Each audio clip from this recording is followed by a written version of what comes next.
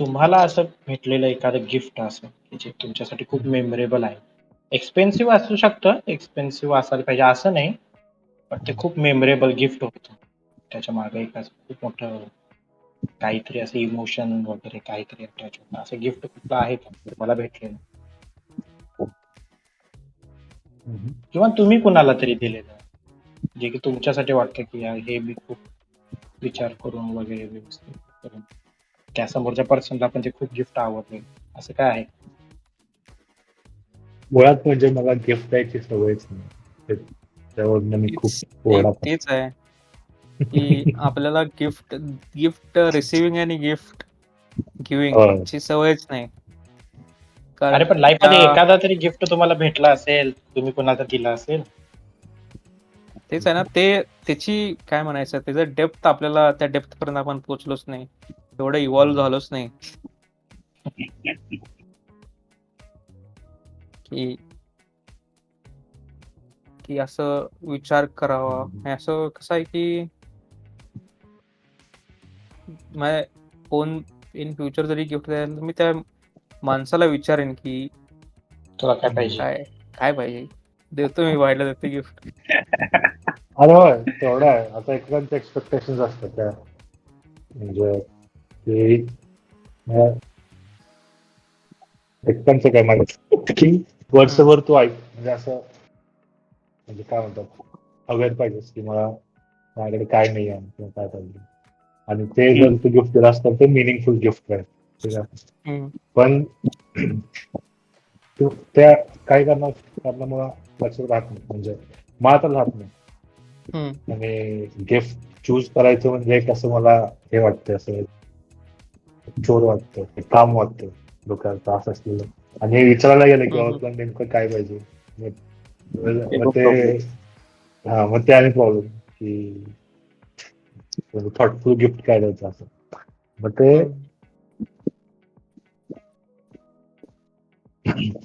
Ideal gift द्यायची, मग amount द्यायची काहीतरी आणि घ्यावं लागेल तुमचं, माझं बजेट एवढं आहे, आपण तुला काय पाहिजे घे. पण ते थोडं म्हणजे रोमॅन्टिकली एवढं हे नाही आहे, फिजिबल नाही आहे ते सोल्युशन. गर्लफ्रेंडला बायकोला लाईक असतं तर पैसे तर डायरेक्ट. गिफ्टिंगचं कसं आहे की मी एकतर ओव्हर थिंक करतो भरपूर, ठीक आहे. आणि ओव्हर थिंकिंग मध्ये एक विषय हा पण येतो की व्हॉट इफ मी जे गिफ्ट खरेदी केले ॲज अ सरप्राईज ते समोरच्याला आवडलं नाही, तर ते माझ्या थॉटची अवहेलना आहे ना ती.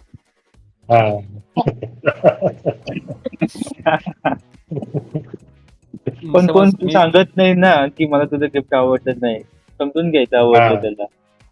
कोण बोलेल तुला?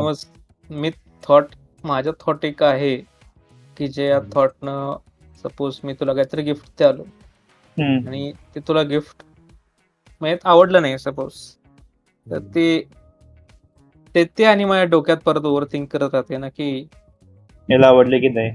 हा, आणि आवडलं नाही तर मी असा काय विचार केलो, हे ते सगळं परत माझं डोकं लई.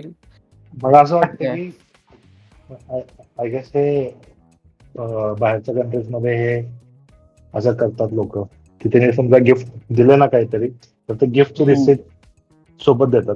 म्हणजे ते गिफ्ट बरोबर आहे, म्हणजे समज तुला आवडलं नाही ना तर तू रिटर्न करू शकतोस किंवा रिप्लेस काय असेल तर.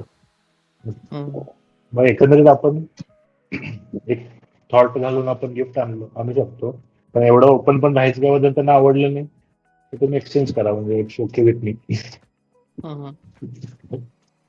तर रिसेंटली काय झालं माहिती आहे, रिसेंटली म्हणजे मी दिवाळीत काय झालं, दिवाळीत घराकडे येत होतो मी, ठीक आहे. आणि ते कॅब मध्ये बसलेलो आणि कॅब मध्ये बसलो असताना घरामध्ये असं कॅब ड्रायव्हर बरोबर माझं कॉन्व्हर्सेशन चालू होतं की दिवाळीसाठी घरी चाललोय म्हणून. मग त्याच्यावर कॉन्व्हर्सेशन झालं, तर मग त्यानं म्हटलं की घरी काय गिफ्ट कोणाला घेऊन चाललाय काय. मग त्यावेळी सांगितलं की मी मम्मी बरोबर राहतोय. मग त्यानं त्यावेळी विचारलं की मम्मीला काय घेऊन चाललाय तुम्ही. म्हणलं काय घेऊन चाललो मी. ते त्यावेळी त्याने एक गिल्ट मध्ये टाकलेला मला. गिल्ट म्हणजे असं कॉन्व्हर्सेशन मध्ये स्वतःला एक असं रिअलायझेशन होतं की काय गिफ्ट काय देत नाही. ठीक हे आहे म्हणलं. ह्याचं बरोबर, सॉरी सॉरी. हम्म. मग मी म्हणलं ठीक आहे, मग तुम्ही सांगा म्हणलं गिफ्ट काय असू शकतंय. मग समजा माझ्या मम्मीला साडी भरपूर आवडतात. मग म्हटलं तुम्ही सांगा म्हणलं इथं पुण्यात साडी कुठं चांगली मिळते. मग त्याच्यावरून आमचं साडीचं डिस्कशन चालू होतं की इथं चांगलं मिळते, तिथं चांगलं मिळतंय. मग तिथे त्यांना काय सांगितलं की 2 दुकानांची नावं सांगितलेलं मला. ठीक आहे, की ह्या दुकानात पुण्यातल्या बेस्ट साड्या मिळतात आणि इथं आम्ही तर ह्याच दुकानात जाऊन खरेदी करतो. मग त्यांना सांगितलेलं दुकानाची नाव. मग मी काय केलेलं की गुगल मॅप्सवर एक ऑप्शन असतोय सेव्ह करण्याचा, प्लेसेस सेव्ह करण्याचा. मग ती मी काय केलेलं प्लेस सेव्ह करून ठेवलेली आहे त्याची त्याच वेळी मॅपमध्ये, की कधी कारण त्याने जी प्लेस सांगितली ती कुमटेकर रोडला होती. तथास्तू म्हणून दुकान आहे आणि जे की कुमटेकर रोड म्हणजे प्रॉपर पुण्यात आहे ते. आणि प्रॉपर पुणे म्हणजे इथनं हिंजवडीतनं भरपूर लांब पडते. म्हटलं कधी तर इन फ्युचर कधी गेलो त्या एरियामध्ये तर मे बी बघेन म्हणलं. मग काय झालं की लास्ट 2 महिन्याआधी काय झालं की मी असंच ठरवलं की असंच पुणे फिरून यावं म्हणलं. मला काय काम नव्हतं. मग मी म्हटलं पुणे फिरूया. आणि पुणे फिरता फिरता तिथं एक असं डायनिंग हॉल आहे पुण्यात मोठा, चांगला असं फेमस आहे, दुर्वांकूर म्हणून. मग तिथं मी दुपारचं जेवायला गेलेलो. मग तिथं जेवण केल्यानंतर असंच मॅप उघडलं की पुढं कुठं जायचं. मग तिथनं मी विश्रामबाग वाड्याला जाणार होतो चालत. ठीक आहे, मग तिथनं चालत असताना मॅपवर दिसलं जी सेव्ड प्लेसेस म्हणून असते की नाही, ते सेव्ड प्लेस दिसली मला तिथं मॅपमध्ये. आणि तिथनं त्या दुर्वांकूर डायनिंग हॉल मधून 300 मीटर अंतरावर होतं फक्त ते साडीचं दुकान. मग म्हणलं आलोय तर मग काय वाय नॉट. मग जाऊन तिथं मी मम्मीसाठी पहिल्यांदा साडी खरेदी केली. तिथं जाऊन म्हणलं पहिला सरप्राईज देऊया की सरप्राईज देऊया आणि मग काय तर स्वतः साडी खरेदी करायचं आणि सरप्राईज द्यायचं म्हटलं. नंतर तिथं साडीची एवढी व्हरायटी आणि एवढं सगळं बघून म्हटलं it is better to ask. मग तिथून मग फोन लावला मम्मीला मी की तुझ्यासाठी साडी घालूय मी, आणि व्हिडिओ कॉल लावून दिला आणि तिला दाखवलं. मग तिच्यापासून तिची साडी घेतली नाही आली, मग ती घेऊन आलो. मग ती माझ्याकडे एक सिमिलर स्टोरी आहे. मी म्हणजे मी राजस्थानला गेलो होतो मित्रांच्या बरोबर. आणि मी मगाशी म्हणणार होतो की हे कॉमन म्हणजे माझ्या संगत असं होतं की कुठे फिरायला गेलो ना, आता सगळं ट्रिप संपत आली अशी मी फुल म्हणजे ट्रिपचे जे दिवस आहेत ते एन्जॉय करतो आणि संपत आल्या ना मग ते एक प्रेशर येतं की बाबा घरच्यांना काहीतरी घेऊन जायचं. आणि ते असतेच की बाबा काय घेऊन जायचं म्हणजे ते आणि परत तेच की बाबा थॉटफुल गिफ्ट काय असेल ते सगळं जाऊ दे म्हटलं. मी राजस्थानला गेलो होतो. तिथं आम्हाला एक रिक्षावाल्यानं म्हणजे एक दुकान सांगितलं की इथं कपडे चांगले भेटतील, हँडीक्राफ्ट वाला आहे, साडी वगैरे चांगले भेटतात तिथे. मी गेलो तिथं त्यांनी मला एक महाराणी साडी म्हणून दाखवली त्या सेल्समॅनला. आणि ते खूप कौतुक केलं की किती सॉफ्ट आहे. आणि अंगठी काढली त्यानं, त्या अंगठीमधून ती साडी फुल पास झाली, एवढी सॉफ्ट असं वगैरे दाखवलं. आम्ही खुश. आम्ही सगळ्यांनी सेम डिझाईनची साडी सगळ्यांनी घेतली. जवळपास 5-4 मुलांनी घेतली ती. आणि मग आम्हाला वाटलं की एवढी भारी साडी आहे म्हणजे एवढं दाखवलं हे ते आणि चांगलं आवडेल म्हणून. आणि आम्ही कुठलं सेकंड ओपिनियन घेतलंच नाही फोन करून वगैरे, असं ते आमची चुकी झाली.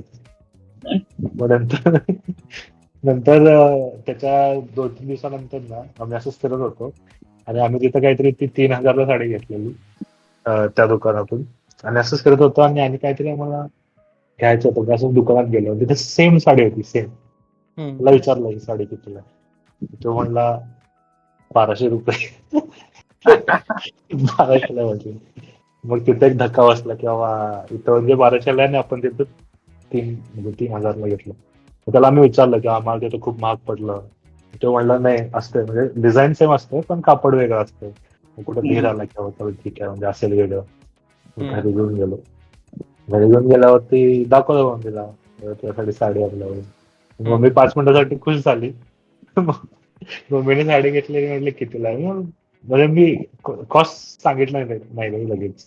पण तिला ते रिसिप्ट सापडली. म्हणली ते साडी आणल्यानंतर सोड सुख म्हणजे काय ते खुश झाले. ते 5 मिनिटं संपले. त्यानंतर जे शिवा बसलाय मला म्हणलं एवढं 3,000ची साडी नाहीच आहे. म्हणजे असं नाही की 3,000ची साडी का घेतली? क्वालिटीच नाही आहे, म्हणजे क्वालिटीच नाही आहे ती. अच्छा. तशी क्वालिटी नाही. मी म्हणलं अरे आम्हाला एवढं एवढं सगळं त्यानं करून दाखवलं, आम्हाला पटलं, आम्ही आणली. ते म्हणले फुरसून गेला 500-800 रुपयाला मिळतं वर्धावरती, काय म्हणलं घाल म्हणलं, आता मी आणलंय तर घालायचं.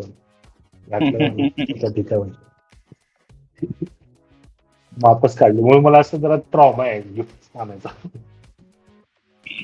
नाही घरातल्यांचं राहतं तसं. मम्मीचं तर स्पेसिफिकली राहतं की तिच्याकडूनच घेतलं पाहिजे.